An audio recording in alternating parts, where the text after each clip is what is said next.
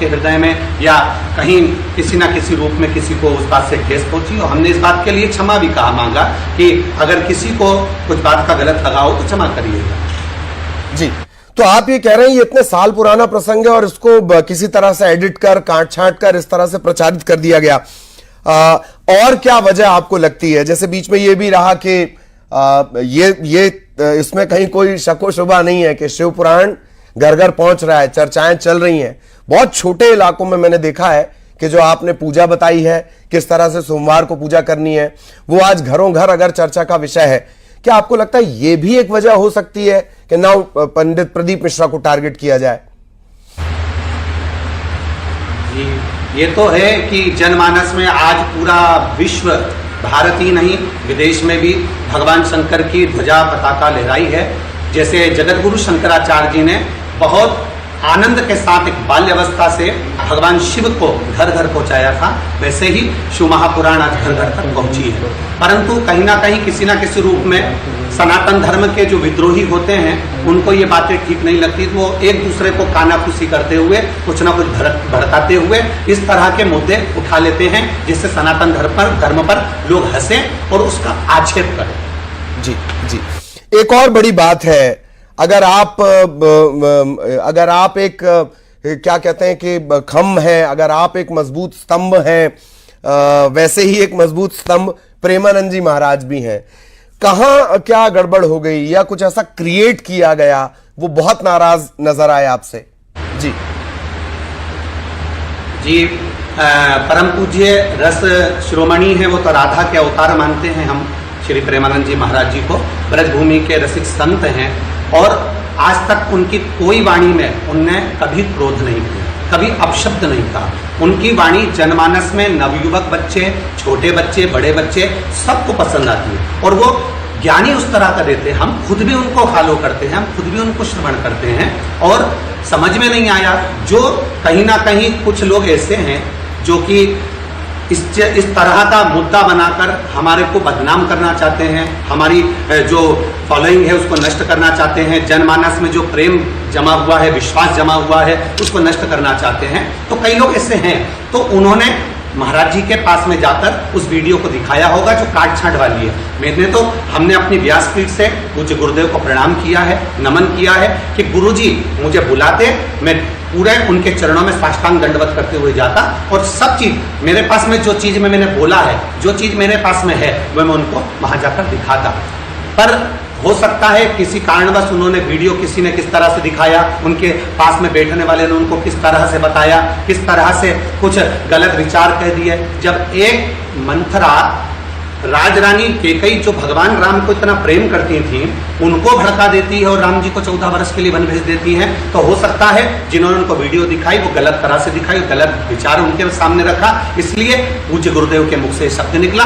बाकी के उनसे मेरा कोई विवाद नहीं, और उनका भी मेरे ऊपर आशीर्वाद बना रहे। मैं तो उनके चरणों का दास हूँ, उनके चरणों को प्रणाम करता हूँ। जी, आप उनके चरणों को प्रणाम भी कर रहे हैं।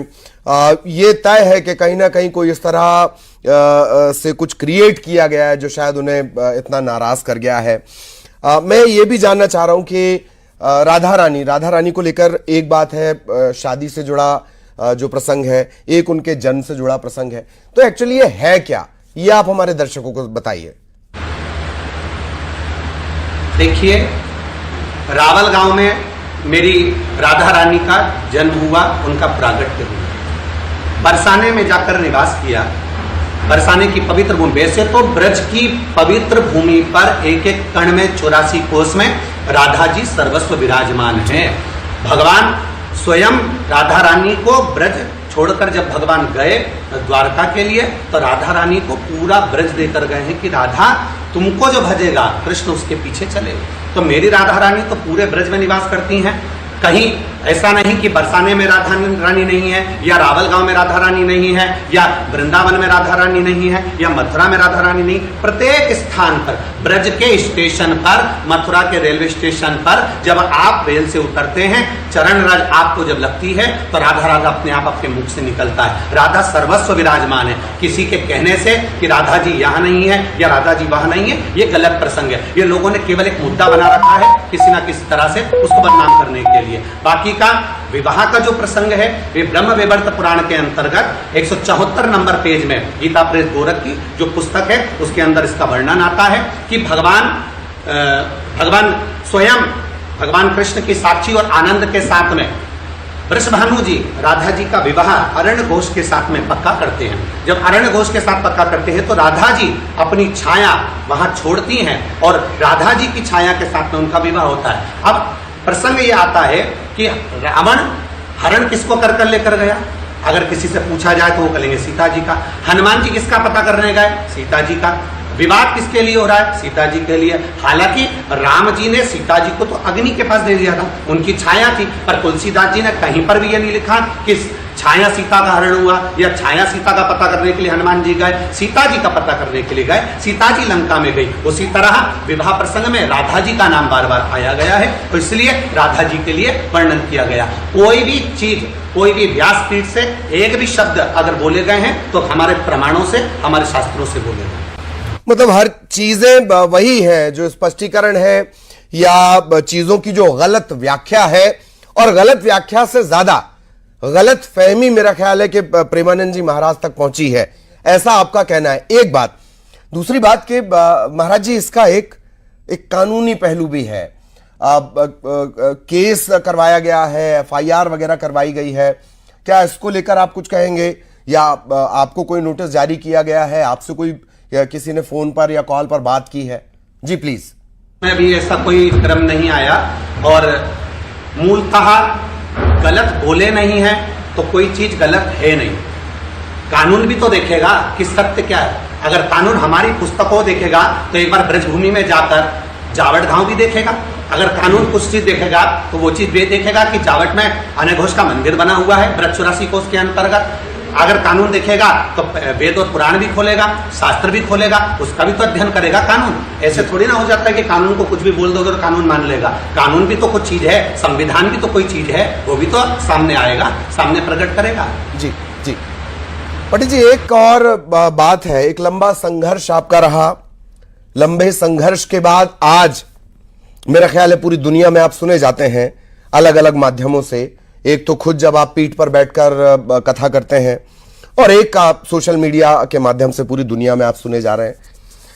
कहीं ऐसा तो नहीं कि किसी को लग रहा हो कि इतना अच्छा, इतना सफर, इतनी ऊंचाई, इतनी बुलंदी, ये भी तो हो सकता है? बिल्कुल सत्य है। देखिए, नामदेव, तुकाराम, मीराबाई, कर्माबाई, कबीरदास, रविदास जी महाराज जी, ऐसे कई राष्ट्र के संत हुए जिनके पीछे लोग पड़े और उनको बदनाम करने का प्रयास किया गया। ये कुल टोटल मेरी राधा रानी के पर्दे की आड़ में कुछ लोग ऐसे हैं जो भड़काने का कार्य कर रहे हैं, जो भोले भाले ब्रजवासियों को भड़का रहे हैं। ब्रजवासी इतना भोला होता है, हमने अपनी व्यासपीठ से भी वर्णन किया कि जब हम बाल्यावस्था से ब्रज की भूमि पर भ्रमण कर रहे हैं, राधा रानी की हमने भी 51 परिक्रमा करी, ब्रज गोवर्धन नाथ जी की कई परिक्रमा करी, तो हम जब ब्रजवासियों से केवल अन्न मांगते थे, रोटी मांगते थे परिक्रमा के समय पर भूख के लिए कि भोजन कर लेंगे, उस समय पर वो हमें बिठाकर छाछ पिलाते थे। ऐसे ब्रजवासी जो हमारे साथ साथ चलकर पूरी राधा रानी का वृत्तांत कहते थे, भगवान का चरित्र कहते थे, आज उन ब्रजवासियों को कहीं ना कहीं किसी ना किसी तरह से मिसगाइड किया जा रहा है, उनको भड़काया जा रहा है और उनके बीच में बैठकर कहीं ना कहीं उनको भड़काने का कार्य किया जा रहा है, जिससे ये बात का मुद्दा उठे। बात का कोई मुद्दा नहीं है। हमने कभी भी किसी देवता को अपशब्द नहीं कहा, हमने किसी देवी देवता को कभी गाली नहीं दी। आप पूरी वीडियो सुनिए, उस वीडियो में कभी किसी देवी को, किसी देवता को अपशब्द कहा हुआ बताएं तो ये प्रतिपुष्टा आपके चरणों में पड़ा हुआ है। मूलतः राधा रानी के चरणों में तो मेरी पूरी जिंदगी है। मेरी माँ राधा रानी जिस दिन इशारा कर देगी उस दिन मैं बरसाने पहुंचकर वहां की झाड़ू लगा दूंगा, वहां दंडवत कर दूंगा, पूरी जिंदगी वहीं निकाल दूंगा, और मेरी माँ के चरणों में तो मेरा पूरा जीवन है। पर मूलतः जो गलत फहमियां लोगों को दी जा रही है वो जान कर दी जा रही है, गलत बातें लोगों तक पहुंचाई जा रही है वो गलत तरह से दी जा रही है, जिससे कहीं ना कहीं प्रदीप मिश्रा को नीचा दिखाया जाए या शिव पुराण को नीचा दिखाया जाए। जी, ये एक बात मैं सीधे सवाल को पूछता हूं, बिल्कुल आम एक आम दर्शक का ये सवाल आप समझ लीजिए कि शिव पुराण का जिक्र आपने अभी किया, इससे पहले जो आपके कथा करने से पहले या घर घर उसे पहुंचाने से पहले असल हकीकत यह है कि शिव पुराण को लेकर या तो गलत जानकारियां थी या जानकारी ही नहीं थी। क्या यह भी हो सकता है कि शिव महापुराण पर आपका जो कंट्रोल है, जो ज्ञान है, जो अथाह आपका नॉलेज है, और उसे जो आप घर घर पहुंचा रहे हैं, क्या वो भी किसी को डिस्टर्ब कर सकता है? ये बात सही है कि धर्म के नाम पर बहुत सारी तमाम, हम कई जगह तो ये कहा दिया जाता है कि धर्म के नाम पर यहां दुकानें खुली हुई हैं, तो क्या किसी की नाराजगी भी हो सकती है जो कैसे पंडित प्रदीप मिश्रा को घेर लेना है? जैसे रुद्राक्ष महोत्सव की बात आती है, कुछ ना कुछ उल्टा सीधा निकालकर वो पब्लिक में आने लगता है अचानक से। ये भी तो एक एंगल है पंडित जी। जी सही बात कह रहे हैं आप। देखिए, शिव महापुराण की जो व्याख्या है, शिव महापुराण भगवान शंकर जनमानस में जो पहुंचाए हैं, तो ये तो भगवान शिव की कथा जब जनमानस तक पहुंची है, पहले भगवान शंकर के मंदिर आपने भी देखे होंगे, और जितने श्रोता भाई बहन इस मुझे सुन रहे हैं या दर्शन कर रहे हैं उनने भी देखे होंगे कि भगवान शंकर के मंदिर बंद रहते थे, जाले लगे रहते थे, सफाई नहीं होती थी, कोई जाता था तो सावन और शिवरात्रि पर जाता था। पर आज की स्थिति में भगवान शंकर के मंदिर में छोटे छोटे बच्चे लोटा लेकर जा रहे हैं, जल चढ़ा रहे हैं, लेडीज बुजुर्ग माताएं जा रही हैं, पुरुष जा रहे हैं। स्थान आज के समय में 12 ज्योतिर्लिंग में सारे ज्योतिर्लिंगों पर आपको भीड़ मिलेगी। चाहे आप केदारनाथ जी देख लीजिए, लाइन लगी पड़ी हुई है, नंबर नहीं मिल रहा है। आप महाकाल बाबा के दर्शन कर लीजिए, आप ओमकारेश्वर बाबा का दर्शन कर लीजिए, काशी चले जाइए, एक एक ज्योतिर्लिंग में इतना भीड़ है, भक्तों का इतना सैलाब है, ये कई लोगों से सहन नहीं हो रहा। कई लोगों को लगता है कि शंकर जी के मंदिर तक पहुंचा दिया, अब हमारे दुकान धंधे पानी बंद हो गए, अब हम क्या करेंगे? तो लोगों को लगता तो है, क्योंकि शिव से लोगों को जगत गुरु शंकराचार्य जी ने भी जोड़ा था, और ये शिव महापुराण ने भी सबको भगवान शंकर से जोड़ दिया।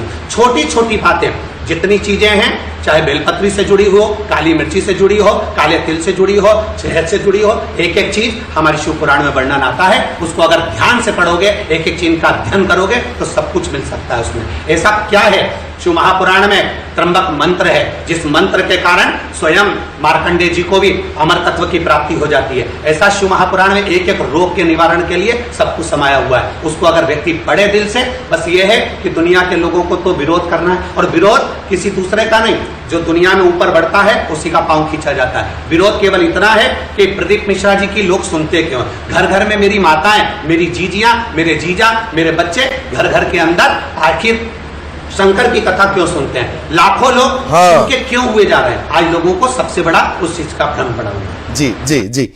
एक और बात है, एक शब्द तो ये है कि पंडित प्रदीप मिश्रा, वाक्य है कि पंडित प्रदीप मिश्रा हमेशा विवादों में रहते हैं। मसलन ड्रेस कोड की बात आ गई, या एक और प्रसंग वायरल कर दिया गया था कि बेलपत्र में शहद लगाकर वाला एक प्रसंग था।